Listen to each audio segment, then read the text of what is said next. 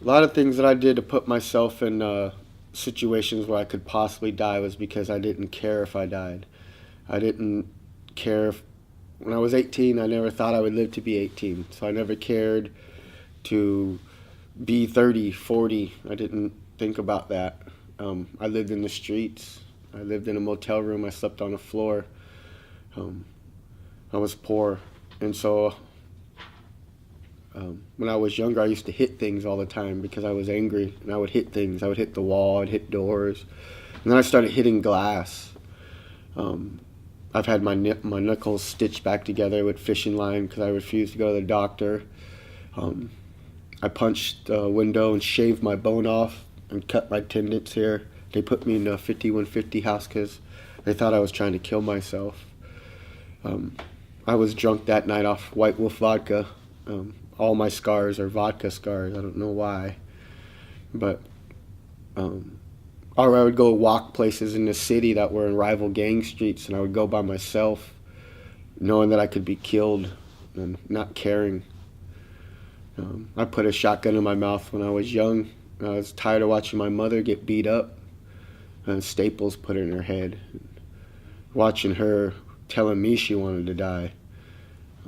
I had to save my mom from jumping off the bridge one time. She tried to kill herself.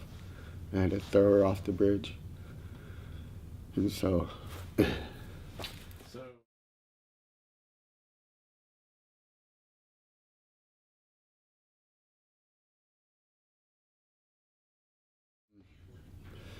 a lot of things brought me to thinking about suicide. My childhood growing up, um, domestic violence, child molestation, moving around a lot, um, just watching a lot of bad things growing up, never knowing what's really going to happen next day to next. Being multicultural, being a part of different races, never being a part of fully one or accepted by one. That's something I struggled with my whole life. For me, I had a lot of anger. I'd put myself in situations that would take my life. And so I was kind of destructive in that way. Just acting out, nobody to talk to, scared to talk to people about what's happened to me or what I was feeling. And so I had nowhere to go. I had nobody to talk to. And so there was times I would drink, and I would drink until I would pass out. I would take pills and drink until pass out. I've done so much dope, methamphetamines, that I died and came back to life. I've been in car wrecks, high-speed pursuits when I was 13, 14. There was a war of the court at 12 for burglary. Just a lot of things in my life that kind of was really angry about. And I was mad that other kids had better lives than me.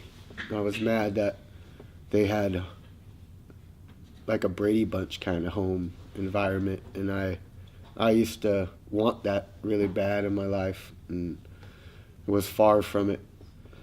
I had a lot of emotion, a lot of anger, a lot of confusion. I had a very low self-worth. Thought very little of myself. I tried to be masculine by being tough to make up for what happened to me as a child that made me feel less than a man. And so in the streets, I wanted to prove to everybody I was a man. And so I fought a lot, and I led a lot of battles and things like that, and to prove that I'm an alpha male in a way.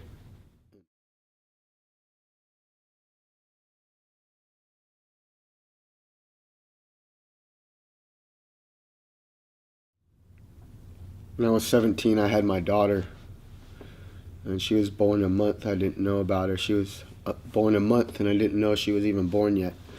And just knowing that I had a little girl, I had a child to live for, so it changed things a little bit for me.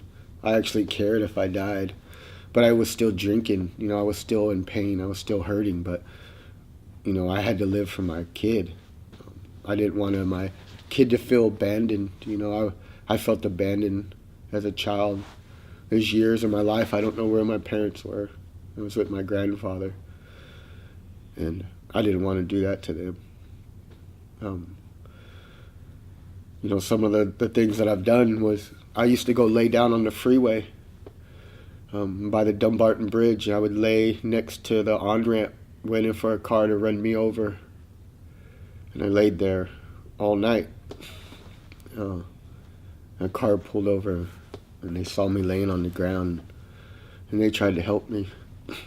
But I was so drunk I almost got in a fight with them, told them to leave me alone. So there was a lot of kind of things I did because I had a lot of sadness in my heart, and then not knowing where my daughter was at. I didn't know where my daughter was at. I lived in the Bay Area. She lived in Shasta County. And so I hurt a lot because of that. I had paid child support since I was 17. And that was tough. Sometimes those numbers make you feel like you're less than who you are. I've always loved my kids. I have 6 of them. I've always done the best to be in their lives. And so for me, my children, that's why I haven't killed myself. That's why I never went through it. That's why I never pulled the trigger when I had that shotgun in my mouth. I have a reason to live. I have a lot of little reasons. And they're blessings. And I count them blessings every day when I get out of bed. And I thank the Creator for what He's given to me. A lot of anger also comes from intergenerational and historical trauma. Growing up as a kid, I always knew that, our land was taken and our people were killed. And being an Indian was hard. I got made fun of when I was a kid. I used to go to Bible studies and none of the kids would sit next to me. I get called Indian and Dirty Indian and a lot of other names.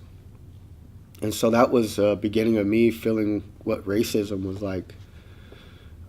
It's ugly. And I got in lots of fights because of it. Because I would never let nobody talk down to me. And so I was always getting kicked out of school, being kicked out of kindergarten, being kicked out of elementary, being kicked out of junior high, being kicked out of high school, being kicked out of continuation school, not even going to juvenile hall school when I was supposed to. And so I ran back and forth from the city to Shasta County. Always got away with things somehow. And I was fortunate that I never got locked up a long time like a lot of my friends who've been in life in jail for murder, or friends that I've buried for being stabbed and murdered in gang fights. So my children, I didn't want that for my sons.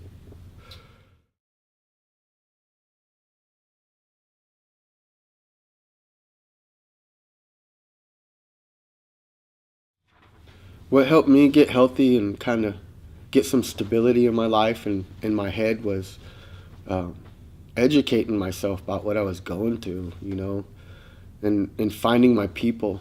When I moved back home in 2010, I was still drinking, but I was starting to be a part of my tribal things and meeting tribal people and tribal elders and people who knew the old ways, and that was something I searched for my whole life as a little kid.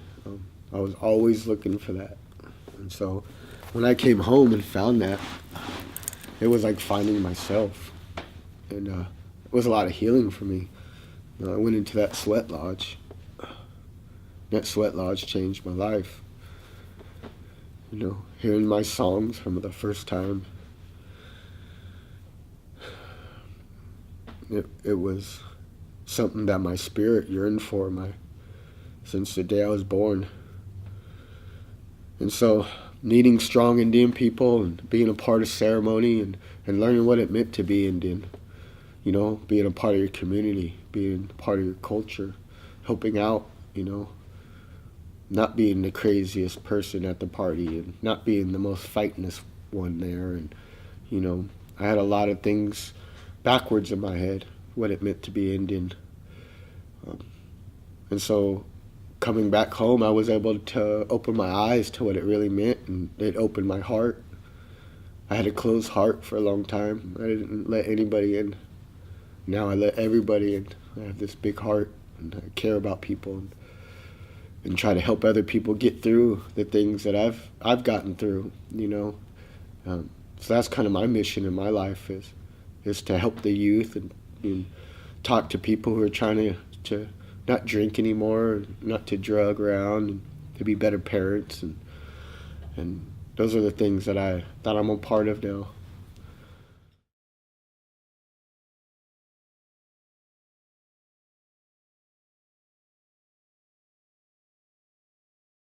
In my 30s, I got anxiety. It was really hard for me because I never had anxiety, and uh, I feel like I got anxiety because I quit drinking. I no longer ran to drugs and alcohol to deal with my problems. I had to face my problems, and it was hard, especially when it comes to fighting for custody for your children and financial burdens and things like that. It can be very stressful. When I get anxiety nowadays, because it was something that was very new to me, is I sing, I clean, I try to occupy my mind with positive things. I don't try to stop all the panicking and the fear. I let that fear, it just surrounds me, and I'm fear of I'm fearful of fear, and that's like the worst. And so trying to be strong in my mind and and using tools to help me get through those times when I have that fear creeping up in me and in my mind. And when I have depression, I go through depression. I have kids that I still fight for in the court system. Not being a federally recognized Indian, I don't have the same rights to my children as federally recognized tribes do. And so that's really hard on me. Um, I want to teach my kids their culture and their traditions, and I have to fight for that just to be able to do that. Uh, and so the way I get through that depression is prayer. There's a greater power than me, and that's the Creator. And that's something I had to accept. And that was hard for me to accept because a long time I was angry at Creator for all the things that happened to me. And so now I give it to the Creator and let Him take it. And, and I accept the things that happen. And I go about it in a good way, in the best way I can, with love and compassion.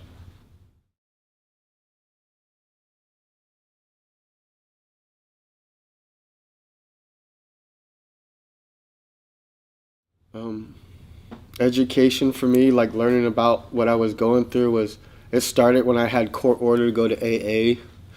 Um, there was a lot of good people in AA that helped me and talked to me and actually cared about what I was going through. It was a little hard for me because it was a Christian-based program, and in my heart I was Indian, and so it was, in a way, there was some kind of blockage there for me. I was blocking myself from being healed, and so my healing and understanding came by doing classes and getting certified in safe talk and suicide assist training and mental health first aid and and I run a 12-step program which we had to be trained for to do, and went through the whole process of that, and I grew in a lot of that. I learned a lot of tools and resources, and answered a lot of questions. I was really confused about what was going on in my head, and kind of learning how the brain works and coping mechanisms, and how we grow and we mature as we get sober, because we were never able to mature when we were drinking and drugging. And so there was a lot of things that I had to understand that I didn't understand. And when it came into the way of a spiritual way of understanding it, the Indian way of understanding it, it made a lot of sense to me. And then I was able to understand things. Like I'd learn things and I would go ask questions.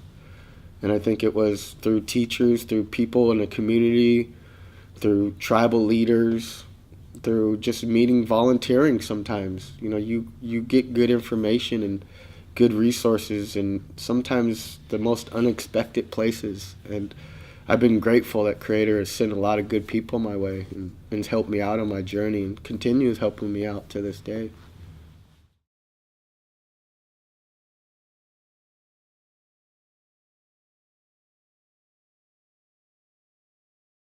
My advice for people thinking about suicide is to look at the light. You know, when we're in that state of mind, it's nothing but darkness around us. You know, we don't see any light. And for me, it was my children. You know, my grandmother, things that I would miss. You know, and so I thought about what were the good things that I love, and now I couldn't, that I would miss so bad if I did kill myself. You know, and I think that's what did it for me, was looking for the light.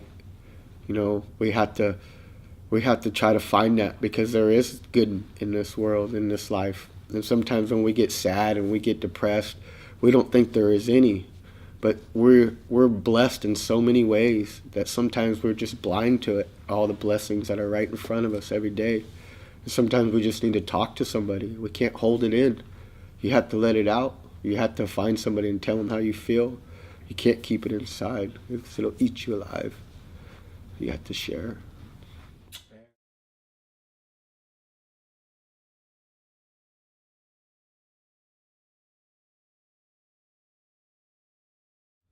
Patience. You know, lots of patience.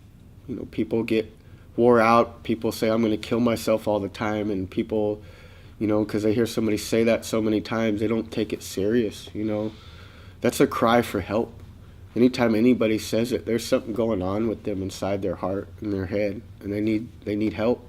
And they need somebody to take their time to actually care about what they're going through, and not be judgmental, and not tell them what they have to do, to guide them to what they need to do, to guide them to the resources that they need, to be a friend, you know, to have that love and compassion for what they're going through.